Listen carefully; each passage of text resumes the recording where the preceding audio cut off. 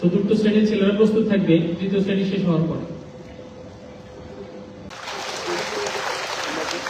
আমাদের এই সমাজে যারা মেধাবী, যারা মেধার স্বাক্ষর রাখে, আমরা তাদেরকে কংগ্রাচুলেট করি না। যে কারণে আমাদের এই সমাজে মেধা জন্মায় না, মেধাবীরা জন্মায় না। এবং এই মেধাবীদেরকে যেভাবে গ্রুমিং করা দরকার, তাদেরকে যেভাবে আগামীর জন্য প্রস্তুত করা দরকার, সেটা করা হয়ে থাকে না। তো এই কাজগুলো রাষ্ট্র উদ্যোগে করা দরকার ছিল, কিন্তু রাষ্ট্র সে জায়গায় ব্যর্থ হয়েছে। রাষ্ট্র আমাদের মেধাগুলোকে যেভাবে সম্মান দেওয়া দরকার, মর্যাদা দেওয়া দরকার, তাদেরকে যেভাবে রিকগনিশন দেওয়া দরকার, সে জায়গায় রাষ্ট্র ব্যর্থ হয়েছে।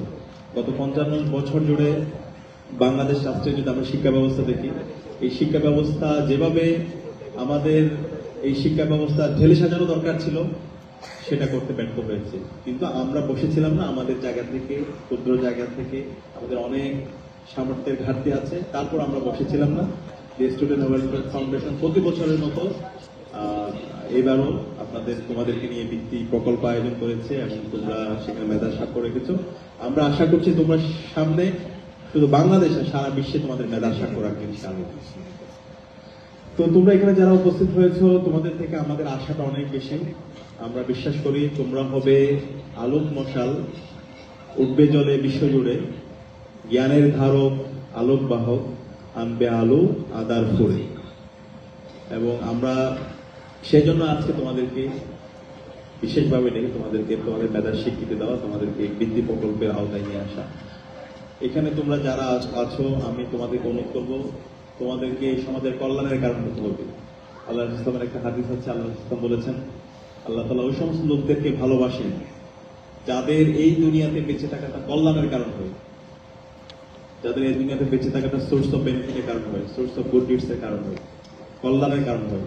আমাদের এই সমাজে অনেক মানুষ আছে, অনেক সম্পত্তি আছে, তারা তোমাদের মতো এরকম বৃত্তি পেয়েছে, তারা এসএসসিতে, এইচএসসিতে তারা গোল্ডেন ক্লাস পেয়েছে, বিশ্ববিদ্যালয়ে ভর্তি হয়েছে, মেডিকেলে ভর্তি হয়েছে, ইঞ্জিনিয়ারিং বিশ্ববিদ্যালয়ে ভর্তি হয়েছে এবং সেখানে মেধার স্বাক্ষর রেখেছে। পরবর্তীতে সরকারি আমলা হয়েছে, অথবা বিশ্ববিদ্যালয়ের শিক্ষক হয়েছে, অথবা বড় ব্যবসায়ী হয়েছে, পলিটিশিয়ান হয়েছে, অনেক বড় কিছু হয়েছে। কিন্তু তারা সমাজের কল্যাণের কারণ হতে পারে না, তারা সমাজের অভিশাপের কারণ হয়েছে। তো তোমরা কি এরকম অভিশাপের কারণ হতে চাও? আমরা যদি দেখি বিগত সময়ে আমাদের তৃতীয় শ্রেণীর সবার টেস্ট এবং সার্টিফিকেট গ্রহণ শেষ হলে আমরা সম্মিলিত একটা ফটো সেশন করবো, এরপরে ক্লাস 4 স্টেজে আসবো। ক্লাস 4 একটু অপেক্ষা করবে, ক্লাস 4 একটু অপেক্ষা করবে। সম্মিলিত ফটো নেবেন করতে ভালো, এখান থেকে নিচ থেকে সামনে দিয়ে দিতে হবে।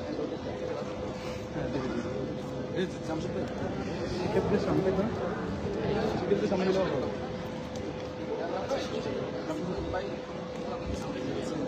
যে আমরা ক্লাস 3 সকল শিক্ষার্থীকে অনুরোধ করবো, আমরা একটা সম্মিলিত ফটো সেশন করবো। ক্লাস 4 একটু পরে আসবে, ক্লাস 4 একটু পরে আসবে।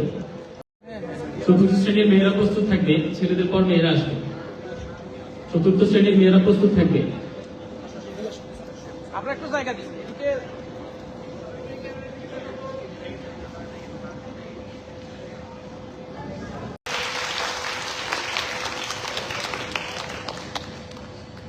জি, এ পর্যায়ে আমাদের বিশেষ আকর্ষণ সাদিক ভাইকে ক্রেস্ট তুলে দিচ্ছেন ফাউন্ডেশনের মহাপরিচালক সাইফুল ইসলাম স্যার। আমাদের আজকের প্রোগ্রামের প্রধান আলোচককে ক্রেস্ট তুলে দিচ্ছেন ফাউন্ডেশনের ব্যবস্থাপনা পরিচালক আব্দুল্লাহ আল মাআজ।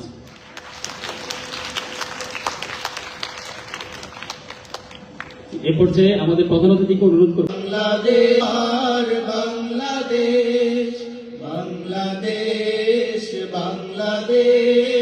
বাংলাদেশ ও আমার বাংলাদেশ, কত রক্ত ঝরেছে এই মাটিতে।